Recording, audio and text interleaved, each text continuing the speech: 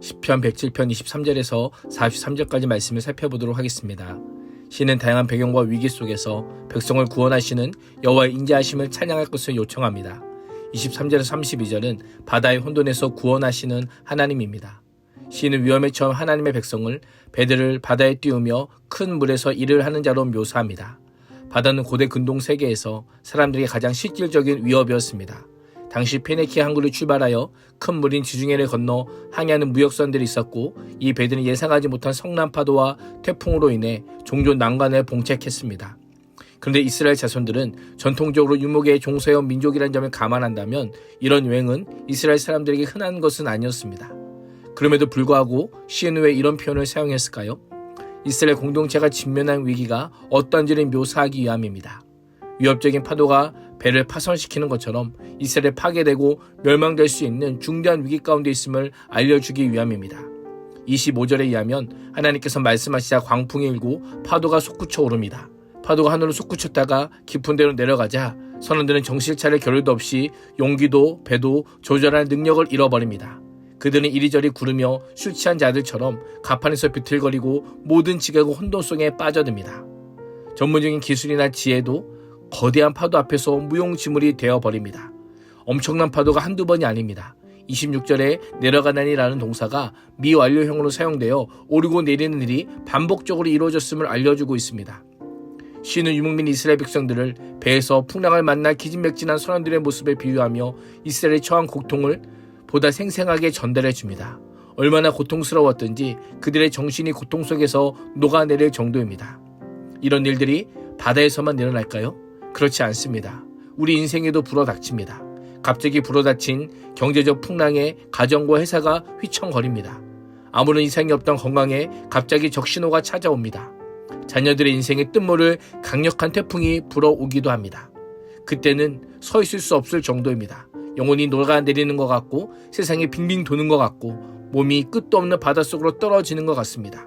주변 사람도 그동안 알고 있던 지혜와 지식도 모두 쓸모가 없습니다. 그제서야 내가 의지할 것은 튼튼한 배도 노련한 선원도 항해 경험도 아니라는 것을 깨닫게 됩니다. 인간이 대단한 것 같지만 매우 연약한 존재입니다. 순풍이 불면 나아가고 역풍과 폭풍을 만나면 구르고 비틀거리는 존재가 바로 인간입니다. 이런 인생의 희망과 소망은 어디에 있을까요? 28절을 보면 이에 그들이 그들의 고통 때문에 여호와께 부르짖음에 그가 그들의 고통에서 그들을 인도하여 내시고 라고 말씀합니다. 무엇이 길입니까? 여호와께 부르짖음에입니다. 심각한 위험 가운데 살 수 있는 유일한 길은 여호와께 부르짖는 것입니다.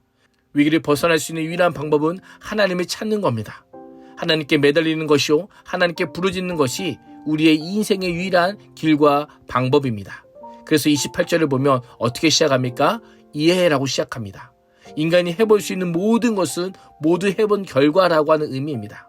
할 수 있는 것은 전부 시도해 보았지만 답은 이것뿐이다. 이것만이 유일한 답이다. 유일한 길이라고 말씀하고 있는 겁니다.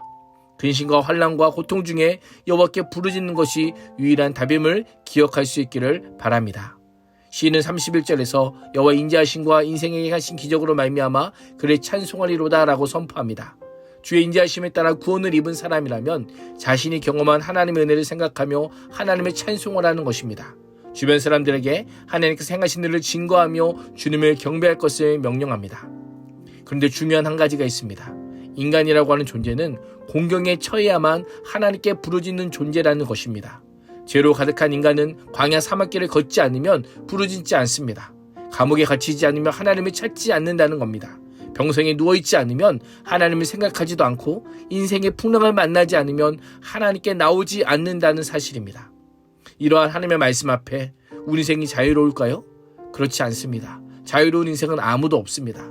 나는 그런 거 바라지 않고 순수하게 기도하는 것 같지만 가만히 들여다보면 이 말씀을 비껴가는 인생은 아무도 없습니다. 문제를 만나야 간절해지고 어려움을 당해야 엎드리고 죽음의 위험 앞에 놓여야 하나님께 매달리는 것이 인간의 죄악된 본성입니다. 더 놀라운 것은 어떤 고통과 문제와 위기를 만나 하나님께 부르짖으면 하나님께서 그 기도를 들으신다라는 겁니다. 우리의 죄악된 본성에도 불구하고 하나님께서는 인자하심과 성실하심으로 응답하시는 분이십니다. 이것이 오늘도 우리가 하나님께 나아가 하나님께 아뢰 수 있는 중요한 이유입니다. 33절에서 43절은 환경을 바꾸시는 창조와 하나님의 주권입니다. 시인은 43절에서 이렇게 선포합니다. 지혜 있는 자들은 이러한 일들을 지켜보고 여호와의 인자하심을 깨달으리로다. 지혜 있는 사람이 누구냐? 오직 여호와 하나님만이 우리의 유일한 도움이시오 구원자이심을 깨닫는 자라고 말씀합니다. 이런 하나님을 믿는 자가 지혜로운 자입니다. 그래서 잠언 기자는 여호와를 경외하는 것이 지식의 근본이요 거룩한 자를 아는 것이 명철이라고 합니다. 미련한 자는 지혜와 훈계를 멸시한다라고 말씀하고 있습니다. 그렇습니다. 하나님은 인자한 분이요 우리에게 기적을 행하시는 분이요 찬송받으시기에 합당하신 분이십니다. 오늘 하루도 사람의 지혜로 감당 못할 생의 풍랑에서 건지시는 하나님께 간절히 부르짖음으로 하나님의 인자하심을 찬양하는 복된 인생이 될 수 있기를 주님의 이름으로 축복합니다. 기도하겠습니다. 하나님, 바다의 풍랑 같은 인생길에서 생명의 항해자가 되어주사 우리의 평생이 하나님의 인자하심 안에 거하게 하여 주옵소서. 예수님의 이름으로 기도합니다. 아멘.